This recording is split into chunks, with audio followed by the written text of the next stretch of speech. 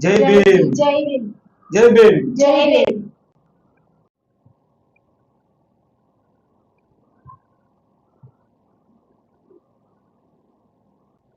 ముందుగా ఇక్కడికి వచ్చిన మీడియా మిత్రుల అన్నగారికి మరియు నా దళిత బడుగు బలహీన సోదరులందరికీ ఉద్యమ నమస్కారంతో జై భీమ్ జరుపుకుంటున్నాను. నా పేరు తాళ్లపాక వినోద్ కుమార్, రాష్ట్ర మాల మహానాడు రాష్ట్ర అధ్యక్షునిగా పనిచేస్తున్నాను. ఈరోజు కడప పట్టణంలో ఈ ప్రెస్ మీట్ పెట్టడానికి గల కారణం ఏంటంటే, గడిచిన కాలంలో కేంద్ర మంత్రి అయినటువంటి అమిత్ షా గారు మా దేవుడైనటువంటి డాక్టర్ బిఆర్ అంబేద్కర్ గారిపై చిన్న చూపు చూడడం, అనుచిత వాక్యాలు చేయడాన్ని మేము తీవ్రంగా ఖండిస్తున్నాము. ఇదే అమిత్ షా గారికి రాష్ట్ర మాలామానాడు తరఫున సవాల్ చేస్తున్నాము. రిజర్వేషన్లలో మీరు ఇప్పుడు ఉన్నటువంటి పదవిని రిజర్వేషన్లలో పొందారు. ఈ రిజర్వేషన్ పక్కన పెట్టి మీరు ఏ పదవినైనా పొందగలరని సవాల్ చేస్తున్నాము.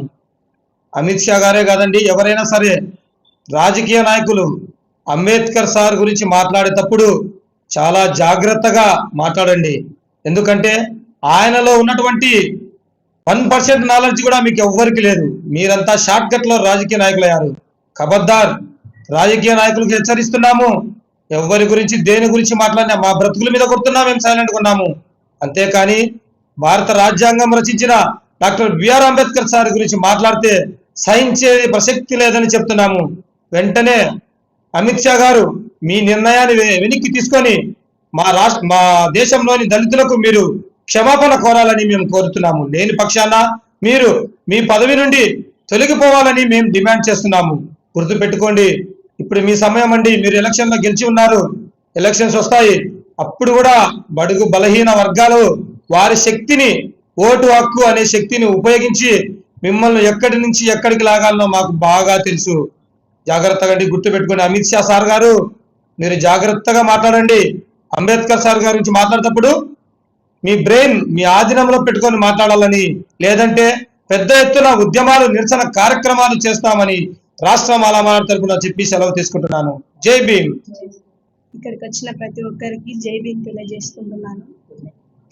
అమిత్ షా గారు సోషల్ మీడియాలో ఏవైతే వ్యాఖ్యలు చేస్తూ ఉన్నారో, లేదా సభలో ఏవైతే అంబేద్కర్ గారి గురించి మాట్లాడుచున్నారో అవన్నీ కూడా తిరిగి త్వరలోనే వెనక్కి తీసుకోవాలని సభాముఖంగా తెలియజేసుకుంటున్నాను. వారికి అంబేద్కర్ గారి గురించి మాట్లాడడానికి వారికి ఏ హక్కు ఉందని నేను ఈ ప్రెస్ మీడియా ద్వారా వారిని అడుగుచున్నాను. ఎందుకంటే రాజ్యాంగం అనేది డాక్టర్ బిఆర్ అంబేద్కర్ గారు లేనిదే రాజ్యాంగం మనకు రాలేదు. రాజ్యాంగం వచ్చింది, మనకు స్వాతంత్రం వచ్చింది, ఇంత స్వేచ్ఛగా ఉంటున్నామంటే దానికి ముఖ్య కారణం డాక్టర్ బిఆర్ అంబేద్కర్ గారి. ఆయనని గురించి ఇలా మాట్లాడడం చాలా తప్పు.